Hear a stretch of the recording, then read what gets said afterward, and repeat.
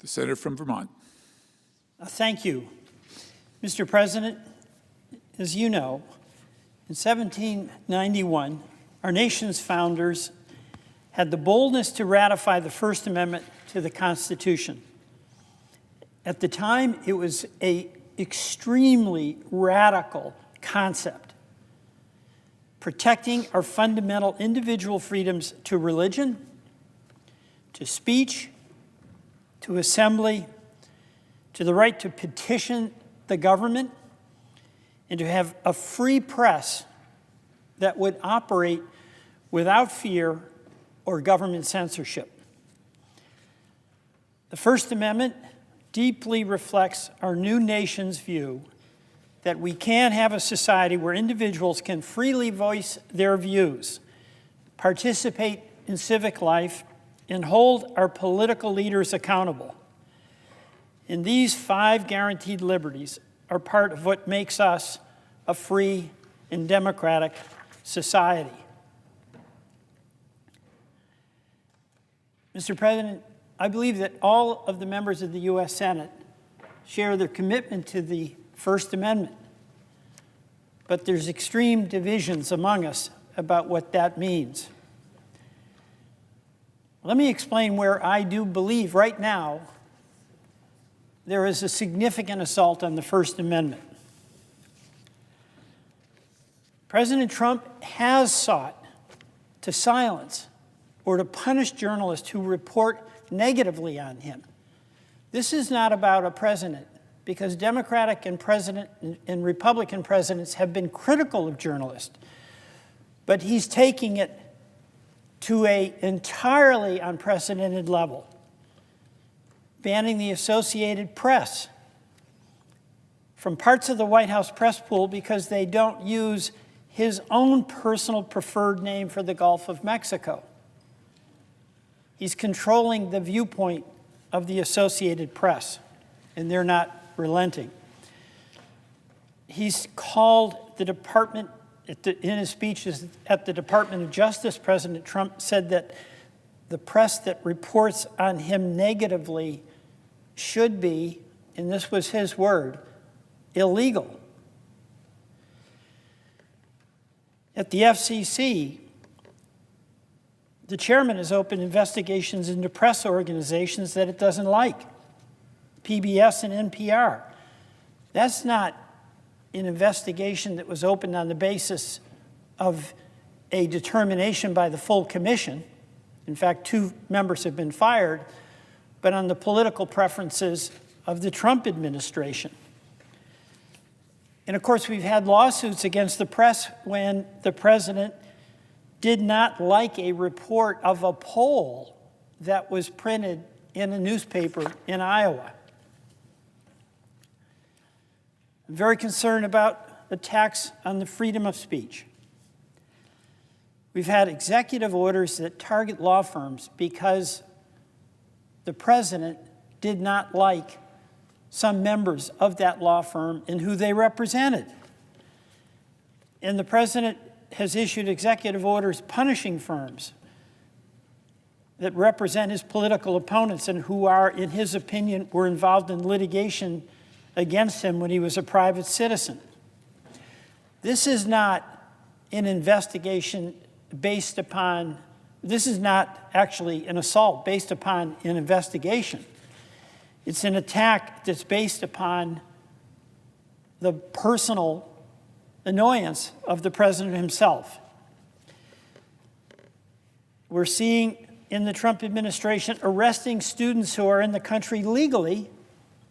They're here legally, and they're arrested not because they committed a crime, but because they took a viewpoint that the president disagreed with. And we've even seen the censoring of words that the administration doesn't like. And there's a whole list of words that cannot be used.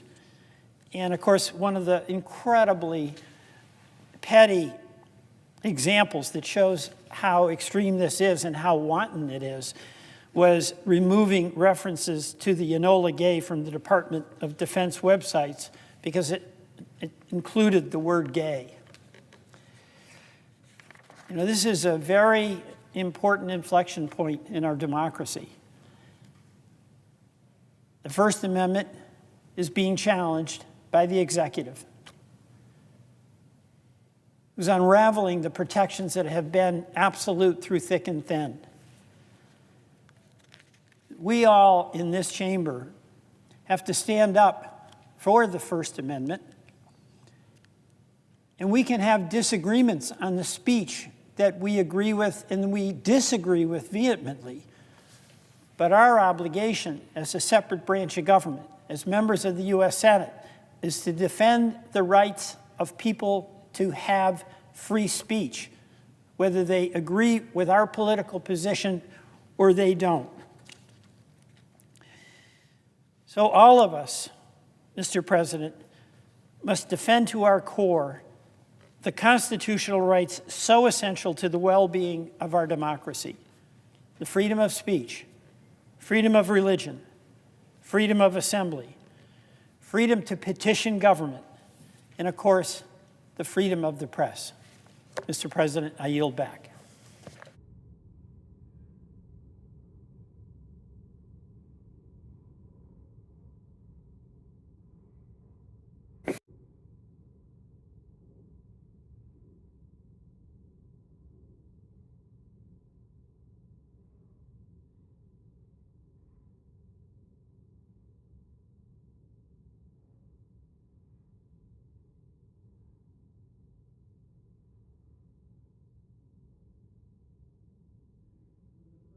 Senator from Louisiana.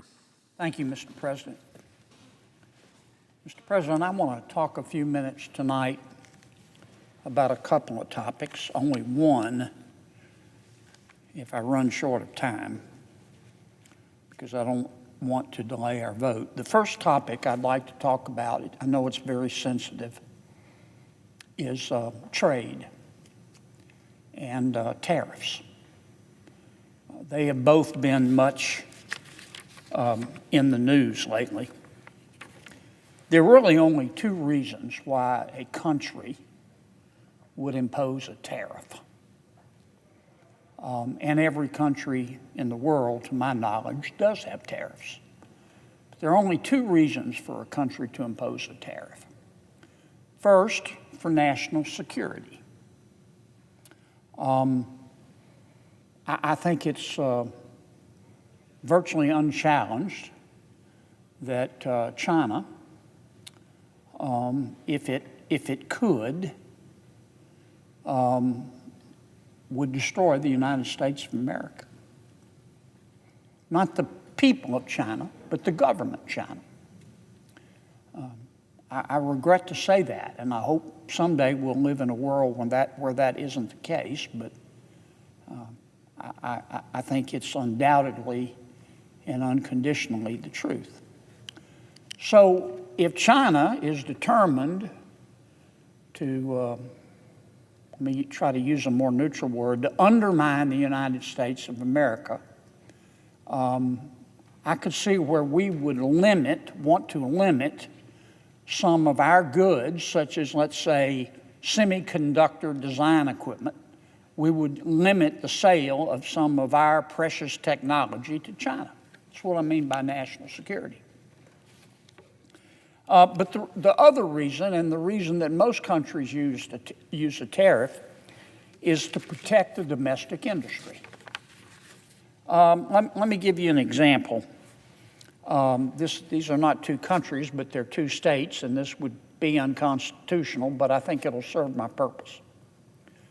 Let's suppose that Louisiana, which has the best king cakes in the Milky Way, can produce a king cake for $10. And our friends in Alabama, they can produce a king cake, not nearly as good as Louisiana's, but their best they can do is to produce it for $12.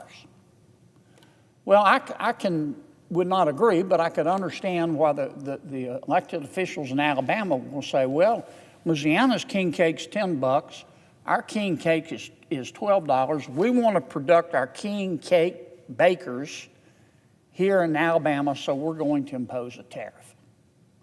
What would that do? Let's suppose they impose a $4 tariff. So now the king cake, better king cake made in Louisiana, sold in Alabama would cost $14, and that would force people to buy the $12 Alabama king cake. Now, my personal opinion is that most Alabamians, who are very smart people, would pay extra for the Louisiana king cake because it's so much better. But that's how tariffs work. If you have a domestic industry, like a king cake bakery, and you want to protect it from competition to allow it to grow and employ the people in that particular country, then you impose a tax, a tariff, on folks on the outside of your country who want to sell into your country.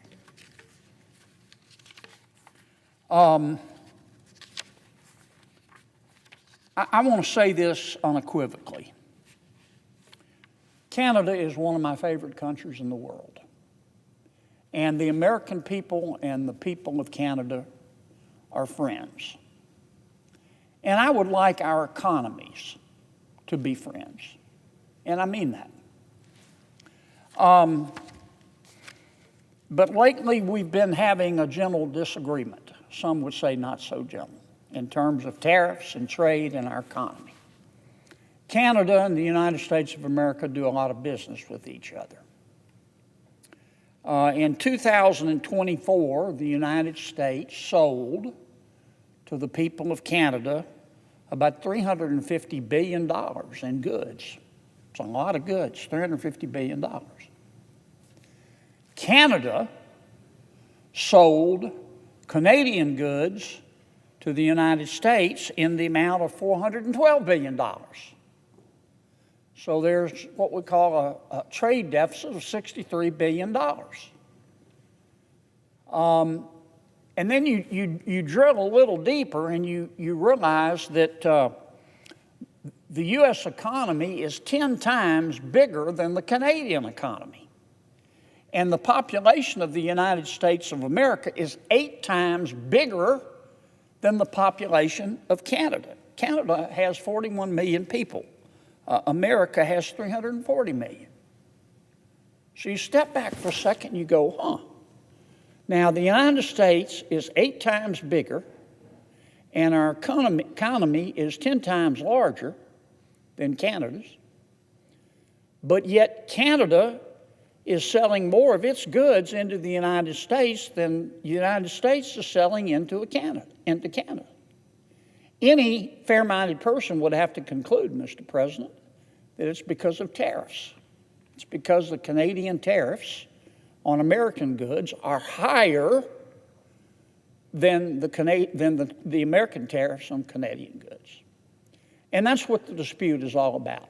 President Trump, who believes passionately in the virtue of tariffs, thinks that the tariffs ought to be equal, that there shouldn't be a trade deficit. Now,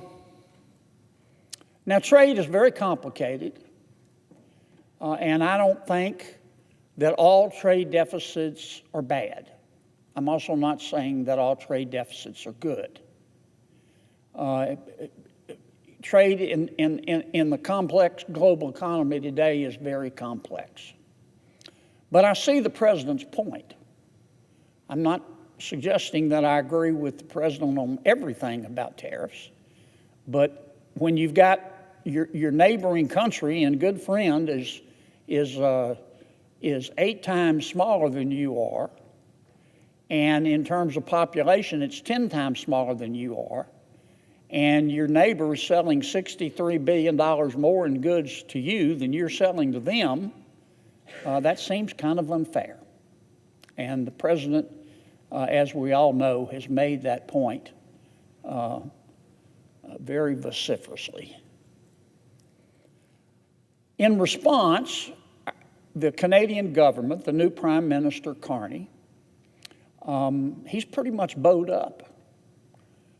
When President Trump said, well, the tariffs are uneven, so I'm going to raise American tariffs, President Carney has bowed up and said, well, President Trump, you don't believe in free trade. You're not a free trader. If you raise your tariffs, then I'm going to raise mine even more.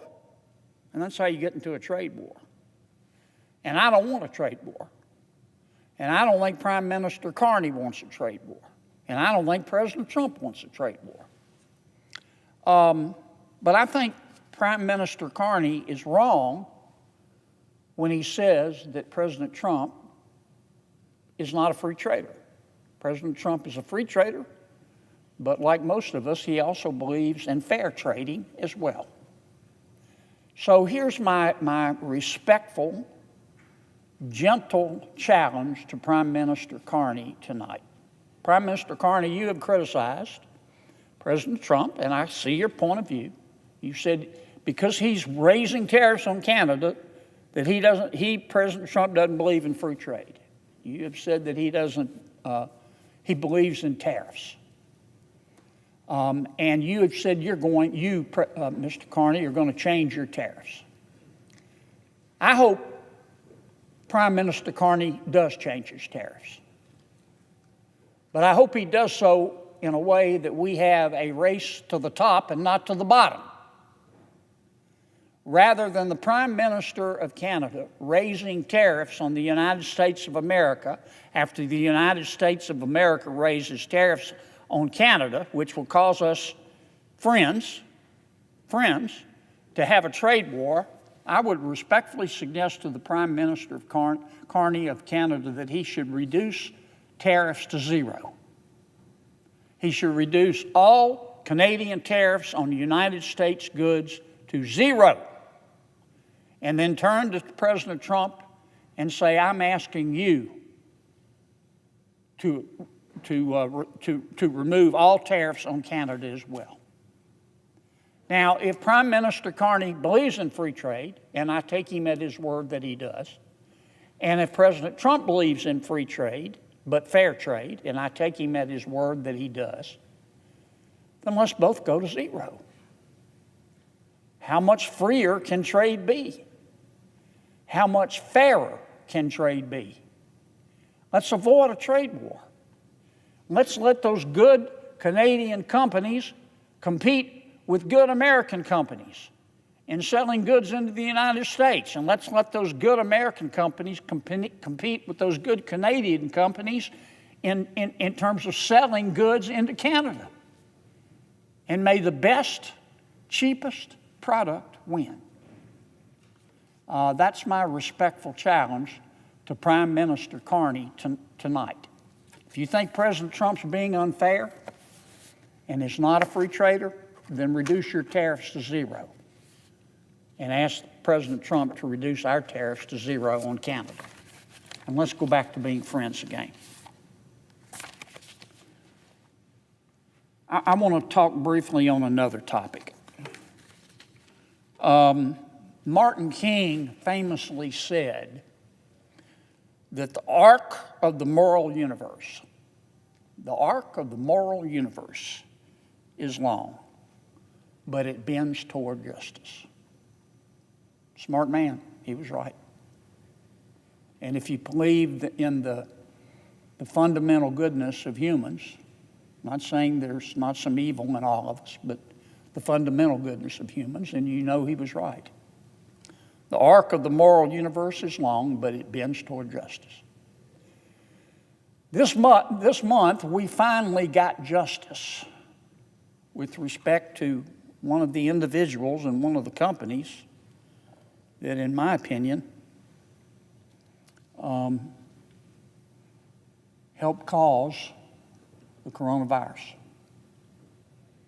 Now, let me explain what I mean. I'm talking about a gentleman by the name of Dr. Peter Daszak. We've all heard that name. The name of his company is EcoHealth. COVID, as we know, killed 20 million people across the world. It caused $25 trillion of damage across the planet Earth. Where did COVID come from? COVID, of course, coronavirus is a virus. That's why we call it the coronavirus. It had to come from one or two places. First, it could have occurred naturally. It started in a bat, we know. Our scientists tell us that. And then viruses, which are very aggressive and very interested in self-survival, the virus jumped from another animal into another animal, which was consumed by a human being, and that's how the coronavirus became a human virus. Occurs naturally, jumps from one animal to another. But there's another way that the coronavirus could have happened. It could have been engineered. We know that the FBI, and we know that the Department of Energy, and we know that the CIA, and we know that the Germany's top intelligence service all think that the coronavirus was engineered. What do I mean by engineering a virus? That means they think that someone took that virus that came from a bat and genetically altered it so that it would expose humans to the disease that the bats would get. That's a coronavirus, and that's what happened. And many of our intelligence agencies think that that's how the coronavirus started. And they think it started in the Wuhan Institute of Virology in Wuhan, Canada, where the first folks who got ill first appeared. What does this have to do with Mr. Daszak, Dr. Daszak?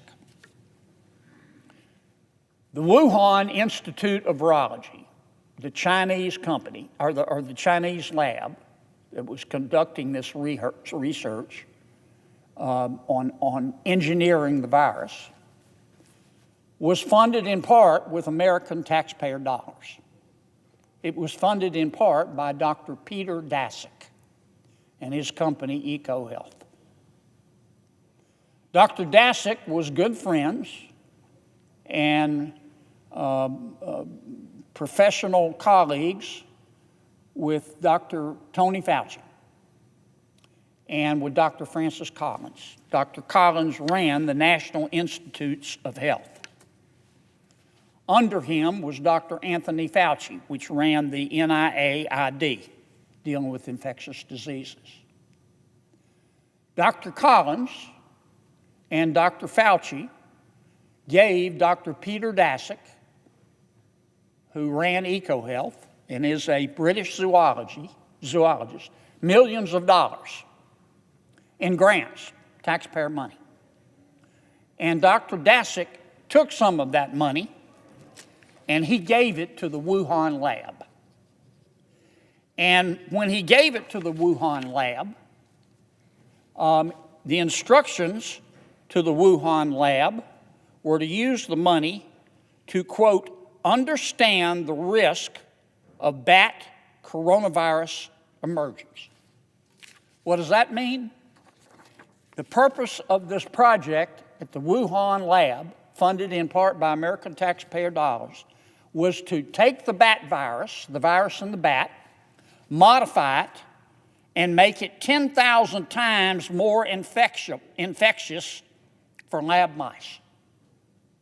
And that's what they did. And many commentators and many news accounts say that what Dr. Daszak, with the money from American taxpayers that he got from Dr. Fauci and Dr. Collins, what they were doing was conducting gain-of-function research. You've heard that term. Gain-of-function research just means taking, in this context, an animal virus, a bat virus, altering it genetically so it'll jump into a human. Pretty dangerous stuff. Now, Dr. Fauci has said that didn't happen.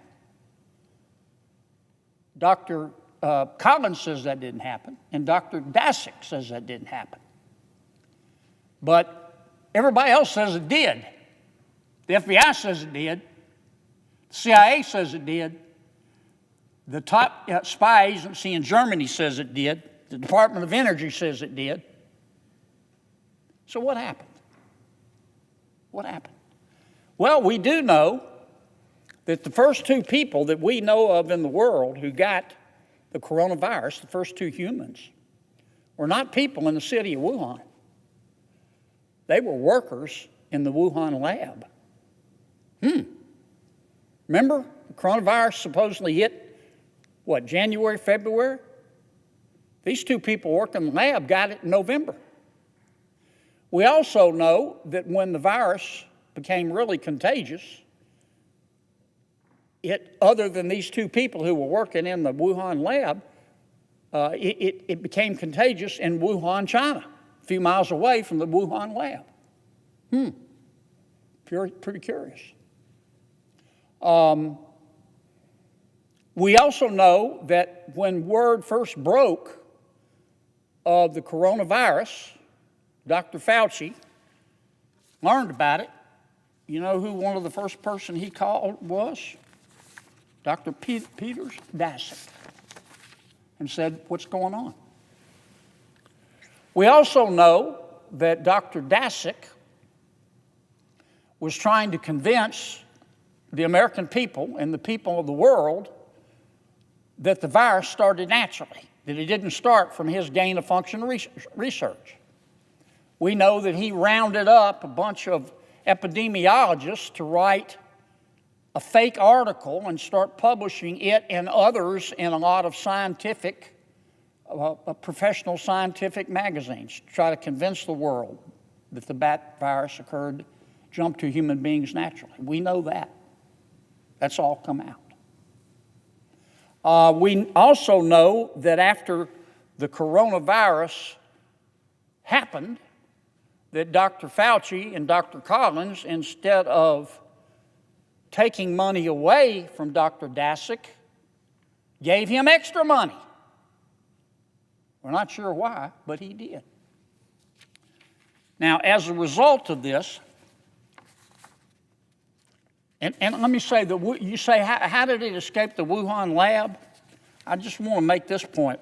A molecular biologist at Rutgers University, Dr. Richard Ebright, he studied the Wuhan lab. He said that its safety standards were about the same level of a typical dentist's office. I mean, you would think if you're going to do this gain-of-function research, you'd do it in an environment so that once you take the bat virus and make it a human virus 10,000 times more contagious, you would try to keep it within the lab. Wuhan didn't do a very good job of that, we know now. Well, there were denials back and forth, so we meaning the Congress, asked the Department of Health and Human Services to study this, and they did, and they announced their decision this month. The Department of Health and Human Services has cut off all funding and formally debarred Dr. Peter Daszak and EcoHealth Alliance, of which he was the former president, for 5 years, based on evidence uncovered by a congressional committee. This is what the Department of Health and Human Services found, according to Professor Ebright, who's read the report. He says that, quote, EcoHealth Alliance provably defrauded the United States government, provably breached contractual terms of U.S. government grants, and through the reckless gain-of-function research it conducted in Wuhan, probably caused the COVID-19 pandemic, killing 20 million people and costing $25 trillion. Wow. That's what the professor said. The Department of Health and Human Services, in its official debarment letter of Dr. Daszak and EcoHealth Alliance, said that EcoHealth and Dr. Daszak routinely ignored government oversight requests, failed to report dangerous gain-of-function experiments conducted at the Wuhan Institute of Virology and produced a required research report 2 years late. It took a while, and some will call this only partial justice. But we now have justice. And at least for 5 years, and I hope forever, Dr. Peter Daszak and any company with which he is affiliated will no longer receive taxpayer dollars from the National Institutes of Health. Because he was doing, according to many people smarter than me and many news reports, he was funding gain of research in Wuhan. And he also was given money by Dr. Fauci and by Dr. Collins to study viruses in Bangladesh, Myanmar, Laos, Vietnam, and other Southeast Asian nations. Pretty scary stuff. And we know how it all turned out. The arc of the moral universe is long, but it bends toward justice. Dr. Daszak and EcoHealth Alliance received at least partial justice this month, thanks to President Trump's Department of Health and Human Services. And as one taxpayer, I am grateful. I suggest the absence of a quorum. Will the senator withhold his request? I will, and I will yield to my colleague. Thank you so much, Mr. President. The senator from Maryland. Thank you, Mr. President. At 1:28 a.m. on March 26, 2024, a year ago tonight, a tragedy struck Maryland. A container ship crashed into the Francis Scott Key Bridge. While many were asleep, the Key Bridge collapsed into the icy waters. Although struck with fear and shock, Team Maryland didn't hesitate. We jumped into action right away and got to work. We have this phrase, Team Maryland, that we've been saying for years, but it's true. We work as a team, one of the strongest teams in the country. A coordinated effort between our federal delegation, our governor, our county executives and mayors on the local level. It's true in good times, it's true when we face adversity, and it was never truer than we saw 1 year ago today. Governor Moore and Mayor Scott raced to the bridge. Our federal delegation immediately started asking questions, pushing for funding to rebuild.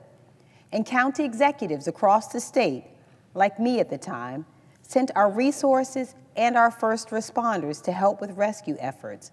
And we are so grateful we had a president and an administration willing to help. Team Maryland is just that, a team. We've always been, we always will be. That's how you get through moments of crisis, together. And we've stayed as a team every day since the collapse of the bridge, working together in coordination to ensure we can rebuild. Our teamwork in the face of a crisis is proof of how your government should work for you. Jumping into action when tragedy strikes, asking questions, demanding answers, and rebuilding. Doing what needs to be done on behalf of the people. Team Maryland responded quickly and capably, but we lost a lot that morning. None more priceless than the 6 lives that perished. Maynor Yasir Suazo Sandeville, Miguel Angel Luna Gonzalez, Jose Minor Lopez, Alejandro Hernandez Fuentes, Dorlian Roniel Castillo Cabrera, Carlos Daniel Hernandez. They are irreplaceable. Their names are forever remembered.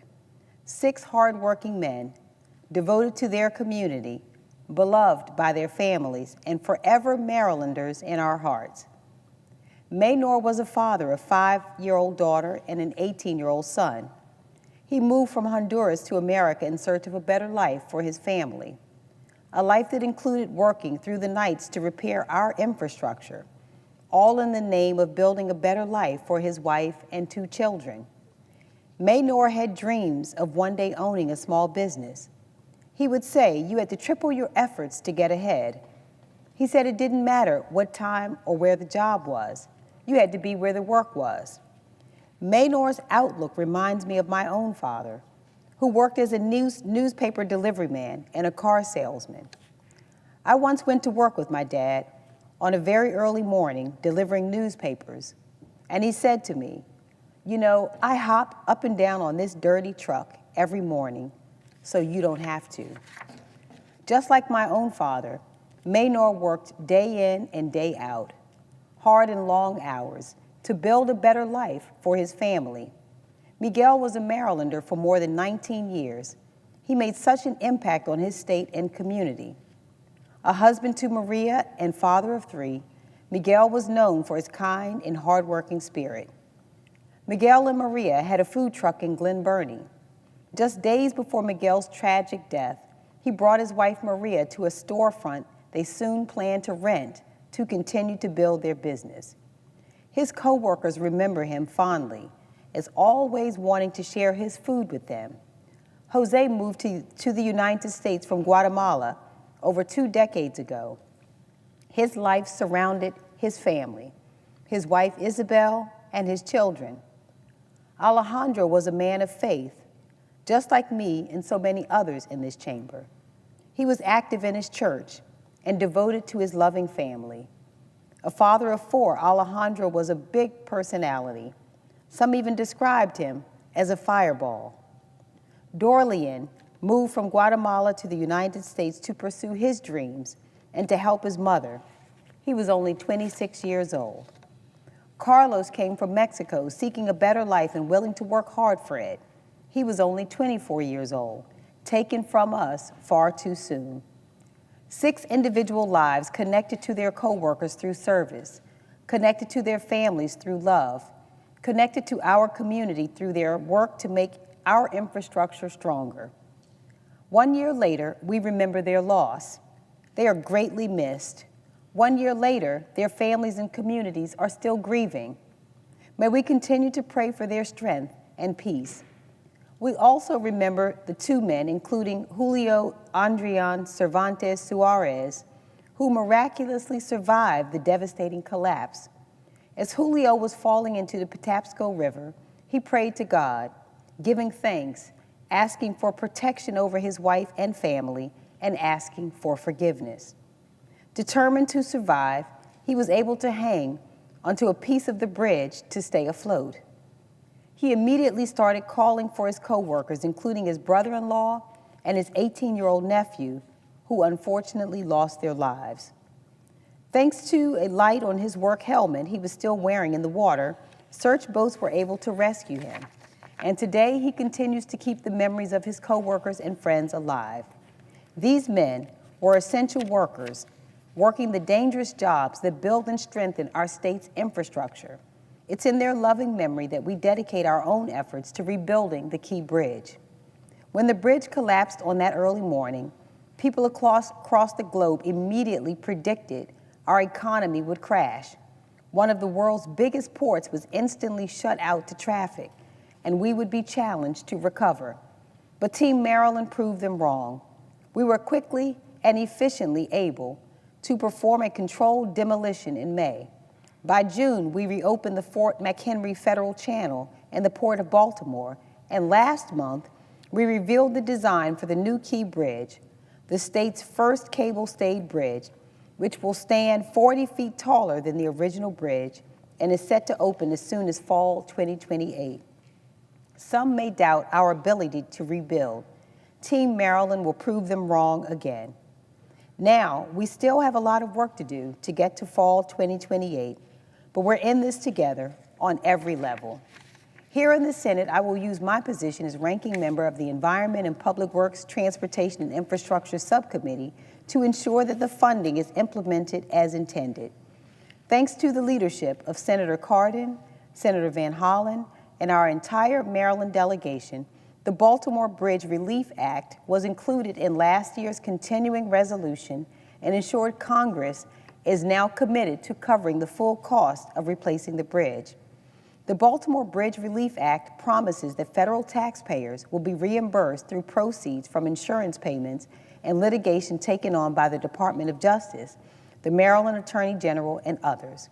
It also includes critical funding for the Federal Highway Administration Emergency Relief Fund to provide this project and others around the country with the resources they need. This is the federal government working effectively for our state in a time of disaster, as it should. Team Maryland won't stop fighting for our state, and I'm proud of what we've accomplished and proud of what we will continue to do. We will rebuild, and we won't rest until it's done. We won't rest because we are doing it all for Maryland. The 6 Marylanders that lost their lives that day, the brave Marylanders that dove into the frigid water during the rescue operation, the strong Marylanders whose businesses and livelihoods were impacted by the collapse, the Marylanders who depend on our port for resources, the Marylanders who count on our infrastructure to stand tall. And when it's completed, we will serve as an example to the nation and the world of what teamwork and togetherness can achieve. Thank you, Mr. President. I yield the floor.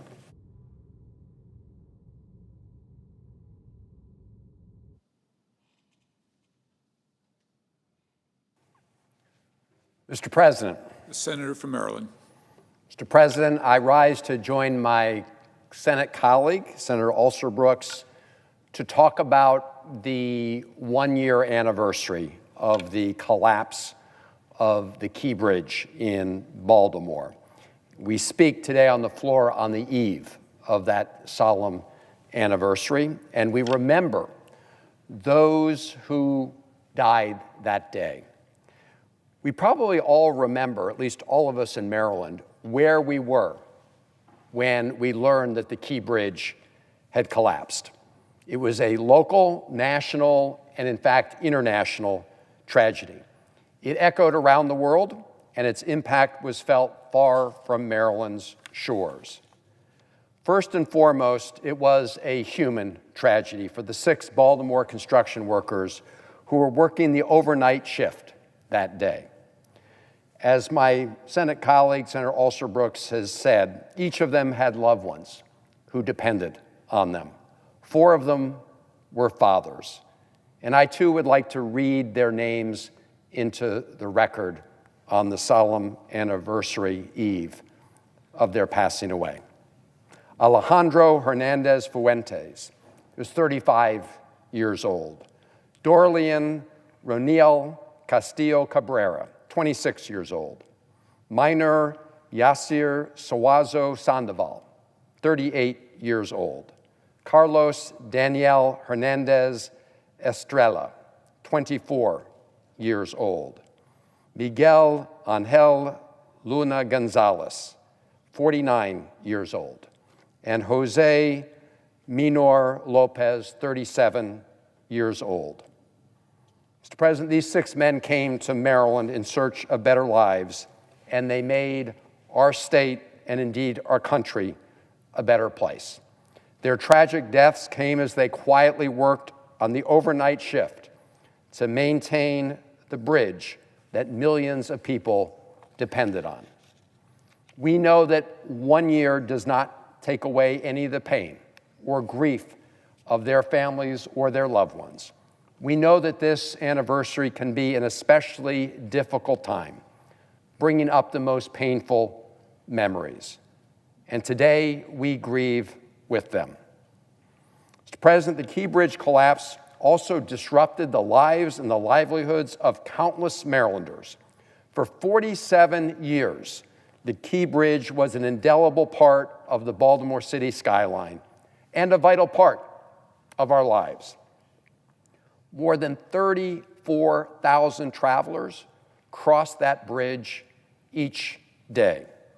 It was the gateway to the Port of Baltimore, which welcomes 1,800 ships every year and supports 20,000 direct jobs, including 2,400 union longshoremen, as well as 24,000 jobs spurred by local purchases, and then an additional 7,200 indirect jobs. So you can see its huge economic impact. In fact, it generates $70 billion annually of economic revenue for the city. The Port of Baltimore is the busiest in the nation for farm and construction machinery and imported forest products, and the second busiest for automobiles and light trucks. And when the bridge collapsed that morning, the debris blocked the channel to the Port of Baltimore, putting 8,000 individuals temporarily out of work and halting the flow of trade for millions of Americans. But as the bridge came apart, we came together. And out of this tragedy came unity of purpose and unity of action. We'll remember the first responders, including the 3 Maryland Transportation Authority officers who were on site and quickly acted to stop additional traffic from going onto the bridge, preventing further tragic loss of life.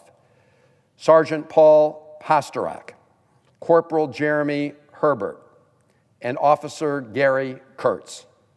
Those officers and all of the first responders on scene that morning deserve our thanks and enduring gratitude for preventing more loss of life and rescuing the 2 workers who did survive the crash that day. After the bridge fell, I woke up sometime in the middle of the night, the early morning hours, to a call from my team. And immediately, everybody sprang into action.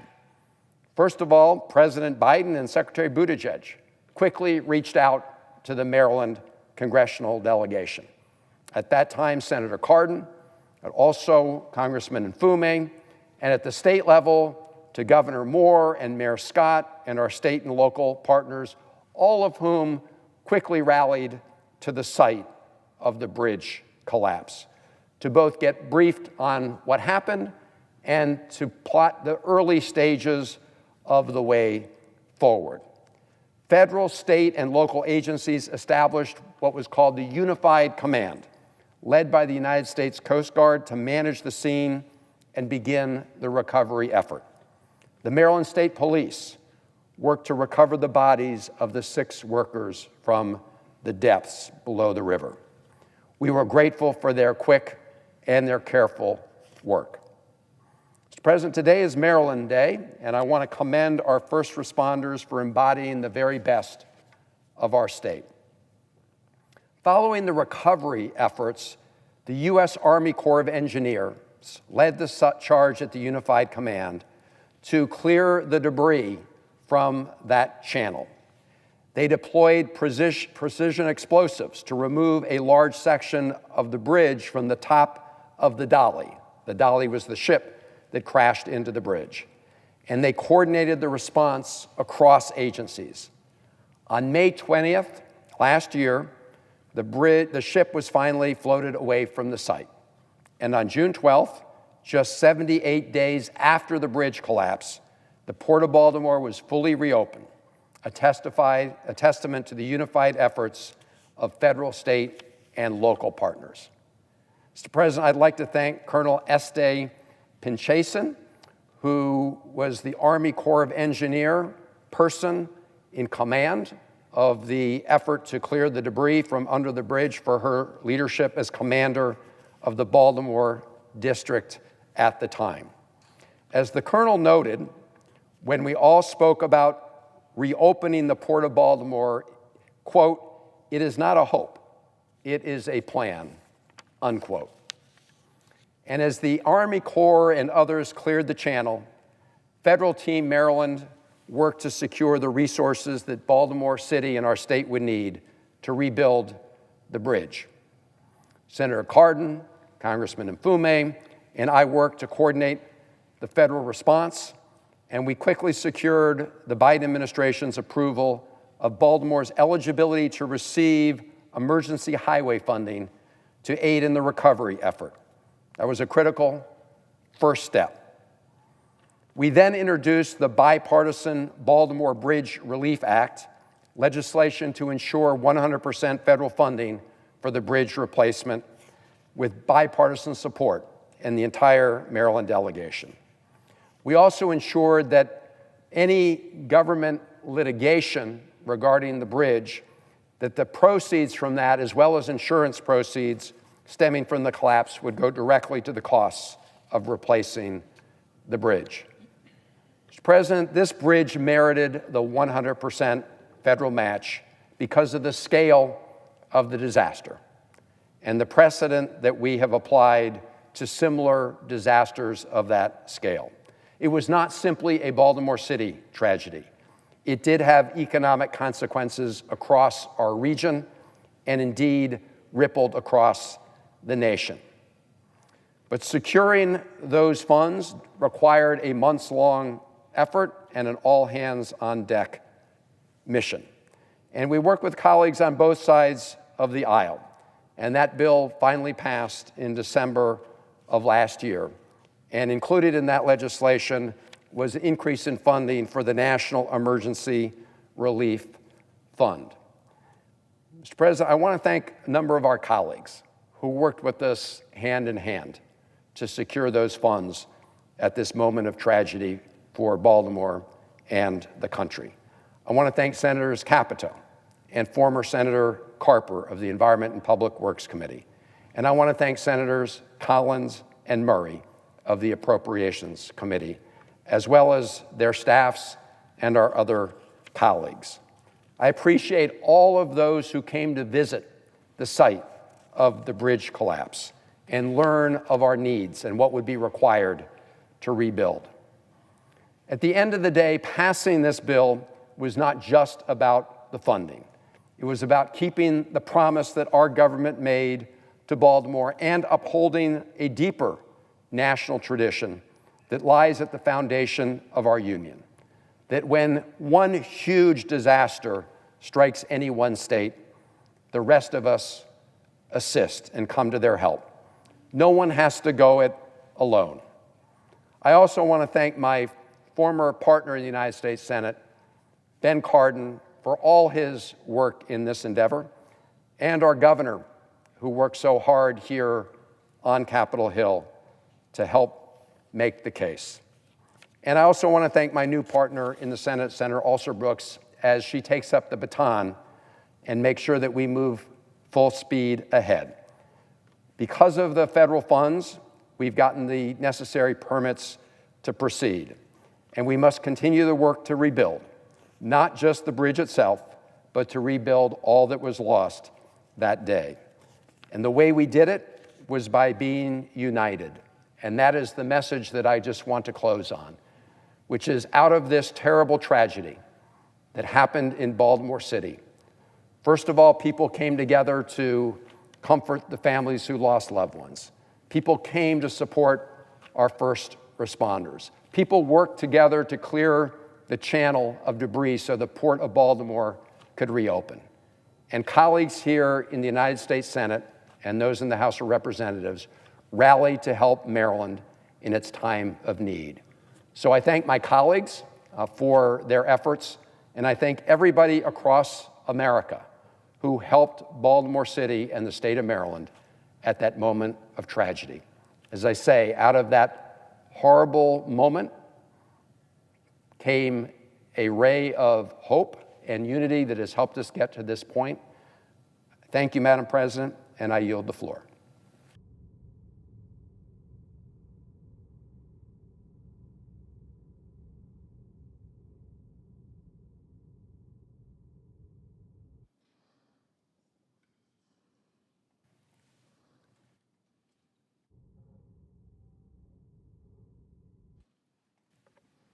Madam President. Senator Peters. Madam President, I rise today in opposition to Congressman Bishop's nomination to be the Deputy Director of the Office of Management and Budget. The Office of Management and Budget, or OMB, is responsible for a range of critical functions, from developing and executing the federal budget to improving agency performance and reviewing regulations. given his record and views, I have serious concerns about how Congressman Bishop will help lead this important office. First of all, I'm concerned by his willingness to break the law, especially when it comes to Congress's power of the purse. He supports the administration's efforts to illegally withhold funding that Congress has passed into law. Like all of my colleagues in Congress, I swore an oath to uphold and follow the laws set forth in our Constitution, which affirms that Congress, and Congress alone, is responsible for deciding how federal funds are spent, not the President or members of his administration. The administration's actions so far to freeze congressionally approved funds have already rocked communities all across my home state of Michigan, as well as across the entire nation. These communities count on the funds appropriated by Congress to upgrade their roads and bridges and pay their police and first responders. If confirmed, Congressman Bishop will only be a rubber stamp for Donald Trump and Director Vought's flagrant disregard for the spending laws passed by Congress. Congressman Bishop has also been a staunch supporter of mass layoffs within the federal workforce that undermine our government's ability to provide vital services to the American people. Our nonpartisan civil servants play vital roles in protecting our national security, caring for our veterans, and ensuring the safety of our transportation system. If we allow the Trump administration to indiscriminately fire these nonpartisan experts and replace them with their political cronies, it will only put our nation and our people at risk. And finally, I'm alarmed by his complete disregard for the law when it comes to whistleblower protections. As a member of Congress, he revealed the name of a whistleblower in direct violation of the law and jeopardized the safety of that individual and their family. We simply cannot trust anyone who is willing to break the law to retaliate against a whistleblower exposing wrongdoing to help such a critical agency within the federal government. And if Congressman Bishop is confirmed, I am concerned that he will defy our duly passed laws and our Constitution to continue President Trump, Elon Musk, and Director Vought's assault on the federal government and the critical services that it provides all Americans. Because of this, I oppose Congressman Bishop's nomination, and I would urge my colleagues to do the same.